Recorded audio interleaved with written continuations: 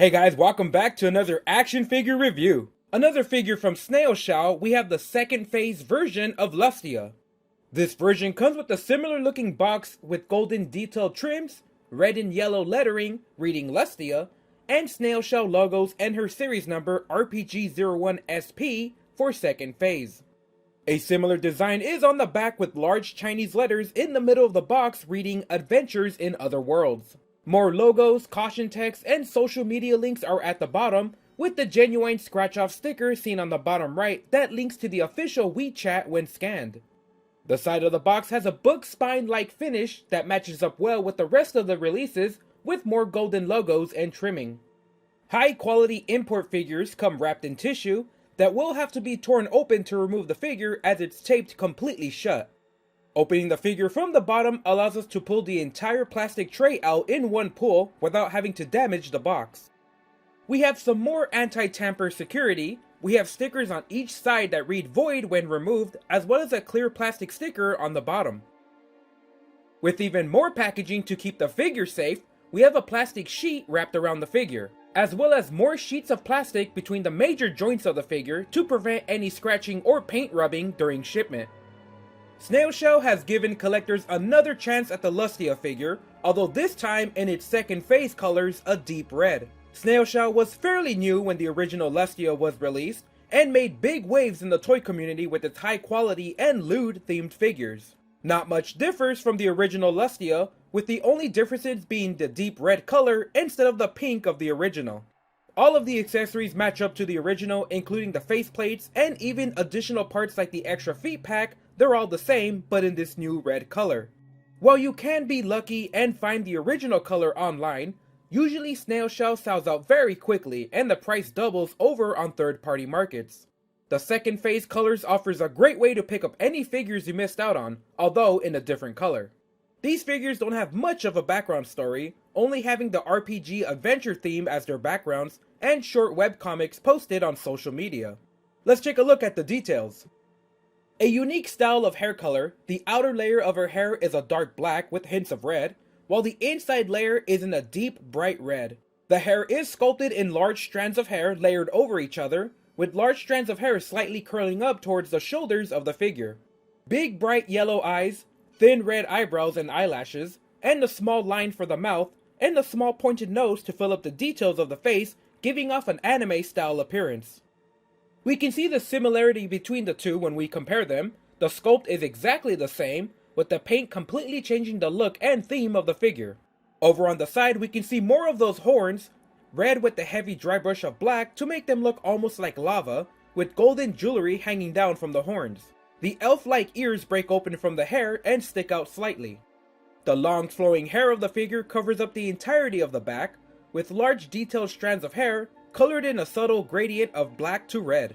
Just like the original, we have a clear thin cloth barely covering up the breast of the figure. It's made of a transparent soft plastic, able to be repositioned and detailed with golden beads. The skinny shoulders transition from skin into a black and red gradient fur arm, with large tufts of fur towards the edges. Just like the original, these hands are very tiny, especially the claw-like nails of the figure that are just as thin as a needlepoint. Impressive but fragile. Over at the waist, we have similar clothing to the chest here, a transparent red cloth made of a flexible plastic with more matching golden beads. Lifting the cloth up, we can see more of the body underneath, a G-string pair of underwear with small golden diamonds on the straps. The body has a toned shape to it, with the only real details being the small indent for the navel.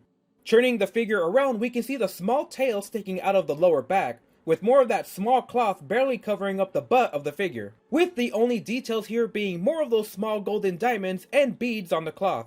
Much like the shoulders, the thighs also transition from skin into fur matching the red and black theme of the figure.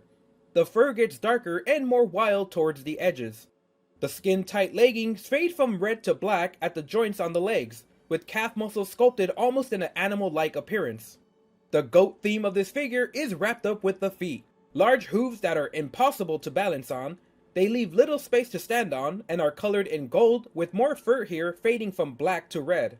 Since this is an exact copy of the original Lustia, we have all the same complications of the original. Starting off with that large hair sculpt that pretty much blocks all range of movement here, you're just not going to get anywhere far without bumping into some section of hair. Now you can apply just a bit of stress here, but I'd rather not. We have a similar issue with the shoulders opening up.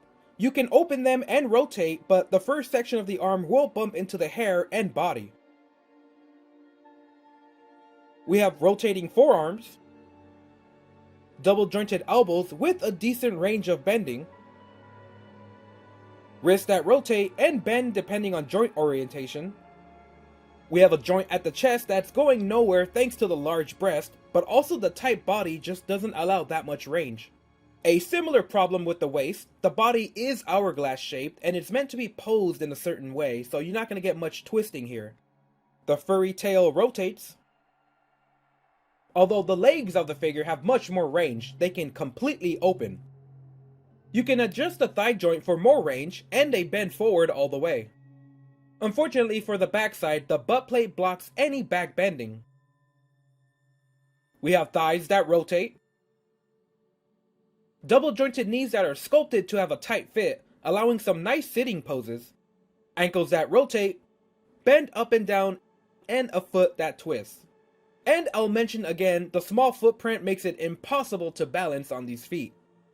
Lustia is a bit larger than other snail shell figures, both in part that she's just slightly bigger, plus her hooved feet give her a bit more height than the rest of the figures. Seen here next to Milk Tea Girl, there is a noticeable difference.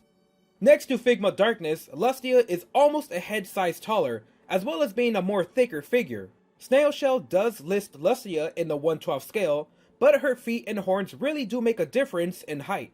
Second Axis Sakura figure is also on the taller side, as they do a non-scale series, but we can see that the hooves just add that much more height.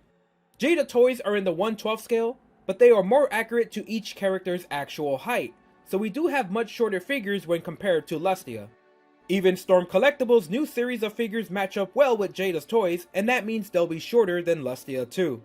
Hasbro, while in the 1/12 scale, mostly just put everything in the 6-inch height. There's not much difference between height on characters, even across multiple brands. Mythic Legions are on the larger side of the 1/12 scale, with their bulky appearance usually pushing the height past 6 inches. The skeletons here do look pretty good when compared to Lustia, and they'll fit right in. Whereas the bulky armored figures like this knight finally make Lustia look smaller. Starting off with the accessories is a flyer with a picture of Lustia and social media links with warnings on the back. We have a small booklet of instructions showing step by step on how to use each accessory. We have an alternate faceplate, a version of Lustia sticking her tongue out in a playful expression. The eyes have sockets for the adjustment tool at the back. If you have ever swapped faceplates with an import figure, it's the same here on Lustia. First you remove the front hairpiece, then remove the faceplate. Afterwards we can insert the alternate faceplate, then cover the hair over that. The alternate faceplate puts her in a more playful appearance. Not much difference from the original, but it does give her a silly look. For the posable eyes, we have the eye tool with the crosshead on the bottom. The tool sockets into the back of the eye, letting us reposition the eye as we adjust the tool. In a small organized tray, we have 3 sets of hands: clawing, grabbing, and book holding. We have a red leather book with the jeweled eye at the center. The pages have magic inscriptions, while the book has gold trims, leather texture details, and a socket for the book holding hand. We have a small whip that fits into the grabbing hand and attaches by taking the handle apart. The whip is made of a metal wire and keeps its shape when posed. We have a pair of gold and black heels that are equally as hard to stand on, but a nice option to have. The clothing on the figure is actually not attached and free floating. They can be removed if you take the figure apart, and that's not really hard to do. We have a clear plastic stand with the Snail Shell logo and arms with 3 points of articulation. The head comes with a special adapter to plug into Lustia. Since Lustia has long hair covering up her back socket, you can plug this head into the bottom of the tail. And the stand also comes with the default claw head that clamps shut. And lastly, we have a bag of spare wrist joints and double-sided tape to keep the clothing down. A second chance for those who missed the original. There's not much to say about a recolor of a figure. Lustia is a great looking figure, and while she has a few issues feeling delicate, Snail Shell figures are sturdy, and personally I haven't had any issues. But out of all the Snail Shell figures I do own, Lustia definitely has the most tiny thin parts out of all of them. From the tiny earrings, the extremely thin strands of hair, and the skimpy clothing barely hanging onto the figure, Lustia looks very pretty, but is kind of a mess when trying to articulate. The goat feet are impossible to stand on, and while you can find a way to balance her, without the stand, she's going to fall off the shelf. The heels do help, but not as much. Plus, I like the goat look of the figure. But she is a very style over function type of figure, and we all got her because she's pretty, not to put her in action poses. With the only difference being the color of the figure, as someone who owns both, man, I really wish we could have had more different expressions, especially a more lustful looking expression, as she's a succubus and she should be tempting.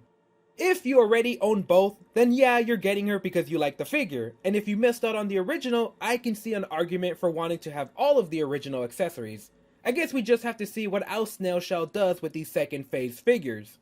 But for the most part, I guess they do just seem as a second chance for those who missed out on the originals. Although I do wish that they would reissue some of the original colors. Lustia is a very good looking, appealing figure. If you already have the original, you know exactly what you're getting into, just with the new coat of paint. If you're new to the figure, check out both of my reviews, but just be informed that Lustia, in my opinion, is probably the most delicate Snail Shell figure released so far. Personally, I do like the red look more than the original. The deep red colors give off more of a succubus vibe for me, and overall it's more of the same great figure. If you're curious about her, now is the best time to pick her up before she shoots up in price like all Snail Shells do. Definitely check her out if you're on the fence. Alright guys, that's it for this review. Leave a comment letting me know how you like this figure, subscribe, or share this video with your friends to help out the channel.